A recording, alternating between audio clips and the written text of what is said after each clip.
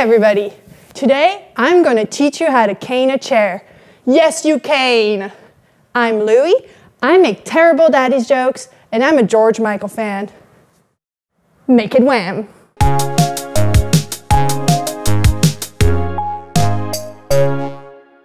Let's prepare a Seska chair. This is the chair I repair the most. Hopefully, it'll pay for my swimming pool, if I ever get a house. Let's get to it. So there's 3 major steps. It's gonna be taking off the rattan, caning the chair, and maintaining with the right finish. Let's get started. For this project, we're gonna need chisels, X-Acto, scissors, measuring tape, a mallet, a steamer, glue, tung oil, spline of course, and some cane. Step 1, with an X-Acto, cut off the used cane. Remember, always a movement towards the exterior. Except if you have a life insurance, but just make sure your partner has a very good alibi.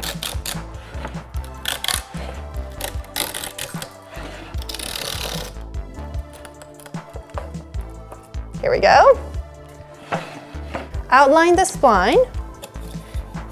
It will maintain the varnish of the wood. The most important is really to protect the groove. It's all in the groove.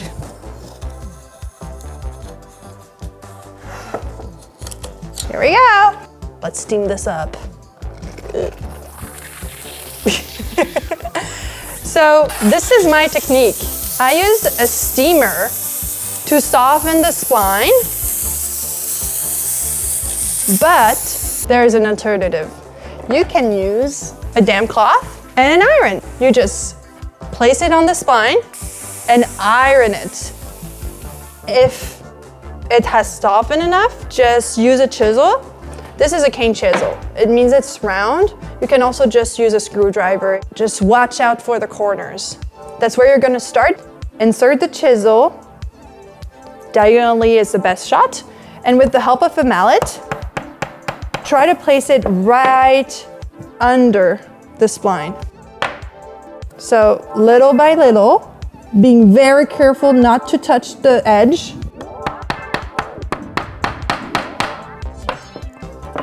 You dislodge the spline from the groove. If you need, you can add a little bit of steamer.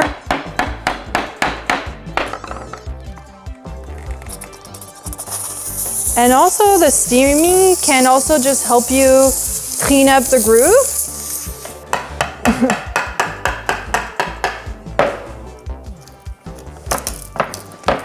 Yes! A few more efforts over here, you need to clean the groove.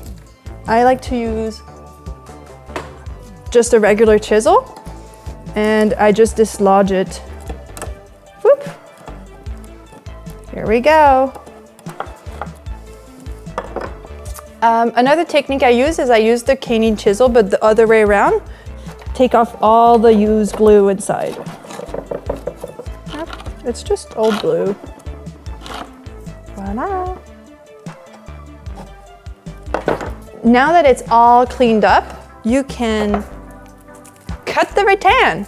So you just leave 1 inch on each side. So what I usually do is I measure it, take my roll, and you can really easily cut it with scissors. After, we're gonna soak this for 20 to 30 minutes, not longer, otherwise it can affect the color of the fiber. Here we go, 20 minutes later. The first thing we're gonna do is we're gonna center the pattern with the hole of the chair. Cut the extras because they might be in your way. You can take off all the extra weaves. This is way too big.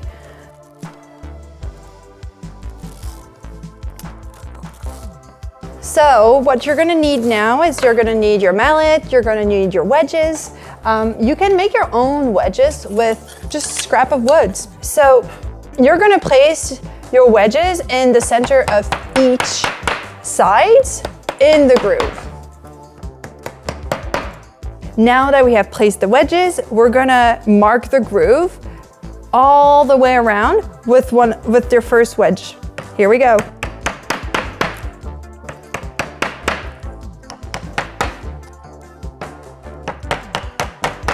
For seating, the best rattan is open mesh because it just allows a better weight distribution with the fact that it's weaved in 6 directions. So it's gonna be horizontal, vertical, and 2 diagonals. So that's only 4 weaves. Oh, because there's 2 horizontal and 2 vertical. Duh. Okay.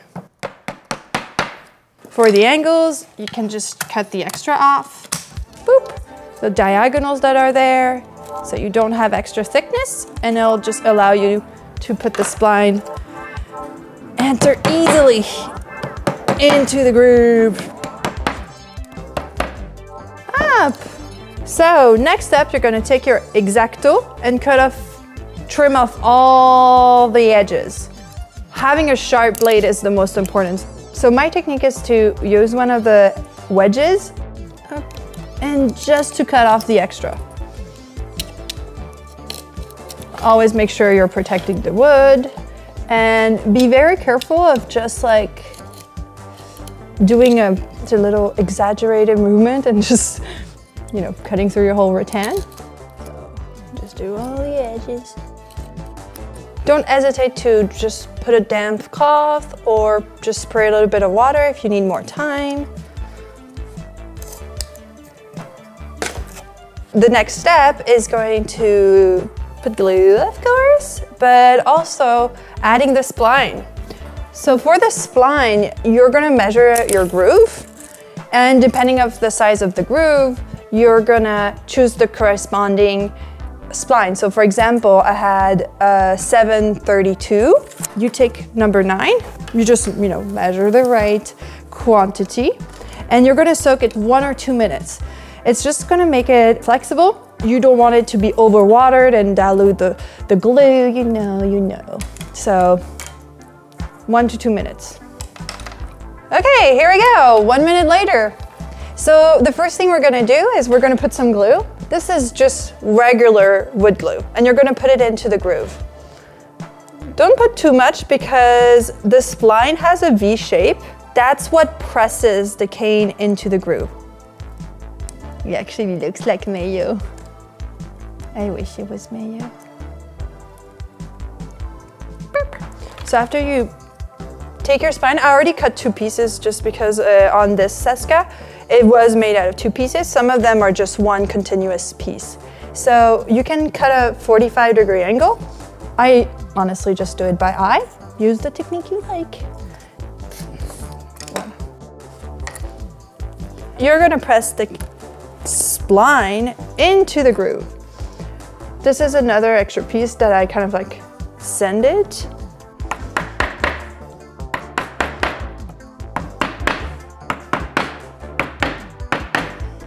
And once you're near the end, what I do is I just slide a little wedge under and I make the 45 degrees angle. Just remind yourself to just cut a little bit extra, and if you need, you'll just recut it.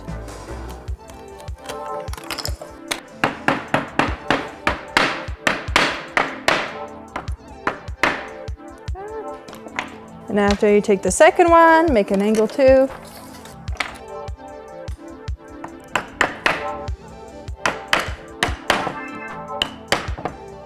Sometimes you have a little bit of leftover cane, so I cut it before pressing it entirely, just so we don't see the thickness of the cane. So I just cut it before. Boop. Be very careful also to not put your wedge on the fiber, because if you have like pressure on it, you can also break the fiber.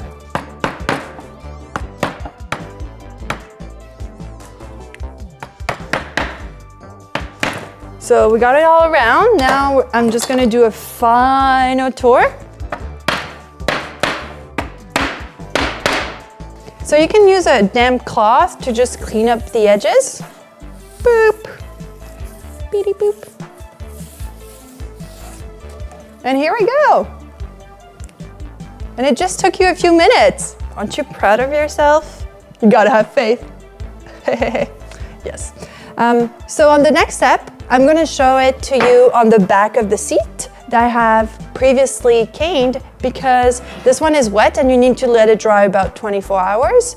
Here is my piece that's already dried.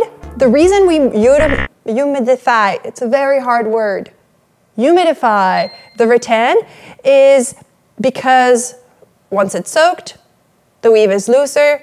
Once it dries, it tightens back up and you get this perfect tension, which makes you able to sit on it. So we're gonna put gloves on, security first. So I use tung oil.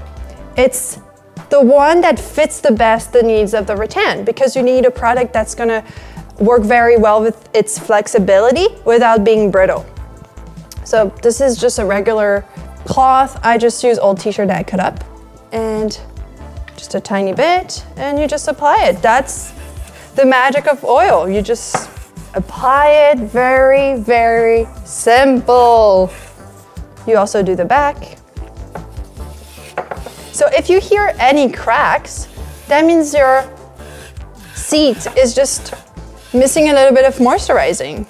So you can just apply a bit of oil, otherwise you can do it once a year. Your chair will say thank you. If you have any extra, you can just wipe it off and let it dry for 24 hours. Remember, very, very important. Do not crumble your rag. This is oil, it can catch fire. So the best thing is once you're done, you soak it in water and you let it dry. Boop, on the side. Don't do this, that's bad.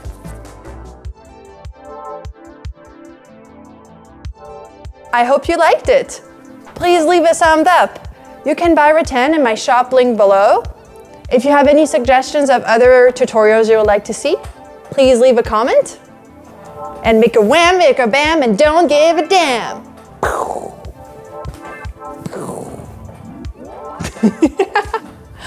Okay.